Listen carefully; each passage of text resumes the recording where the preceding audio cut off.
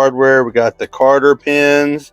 If you've seen the video about not using nails for Carter pins, that's somewhere down in, you can check that one out. That's a short spring for the Z-bar, and the new nylon bushing for the tab for the end of this bar. See if I can do this one-handed. There we go. Boom. Look at there. Tightness. Because that's the whole thing, is that all this stuff over time gets loose. And so it doesn't feel as crisp and clean when you're rocking through the gears. So let's get this all mounted up, and I'll show you how to put this together and make it work right. Just make sure she's up in park and she's locked in, because that's where you want to start. You want to start in park on the adjustment on the transmission.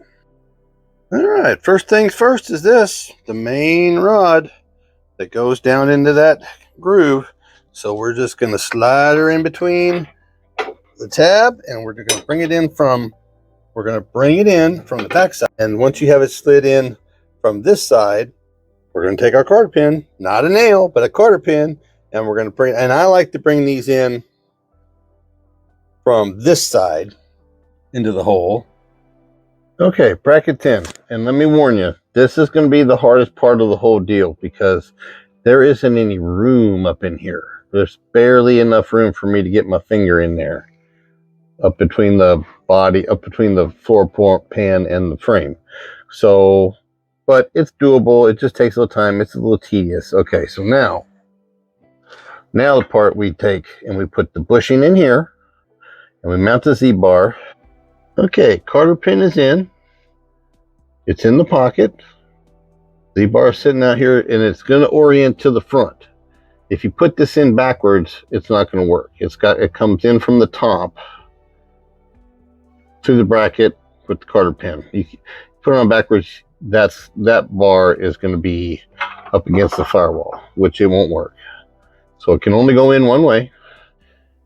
Okay, ladies and gentlemen, so if I got this done right, Miss Christina, will you pull her out of park and put her in reverse, please? One click. You got to turn the key.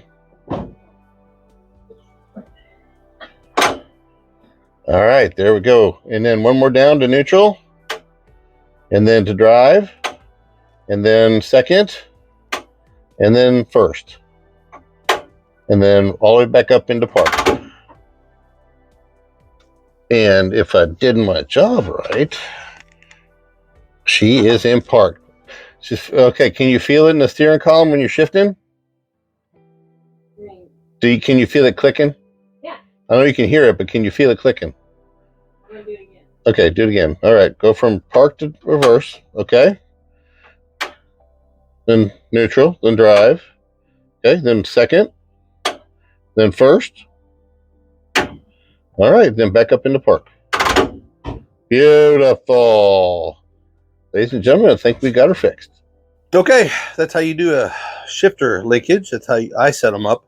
And just if you take your time, like I said, two things on this I would say is that you got to run them bolts up on that pivot joint from the bottom, because there's just enough room to do it.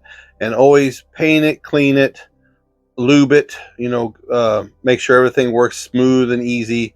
And if you can, get your wife out in the garage to help you test it. That always helps, because they're too busy doing stuff. Make them come out and help you. All right, so if you're still here and you're watching, like, share, and subscribe. Hit that bell, get told when I have a new one out. Smash that like button. Check out the links below. Y'all have a great day, because a great day today could be one step closer to driving it tomorrow. Y'all be good.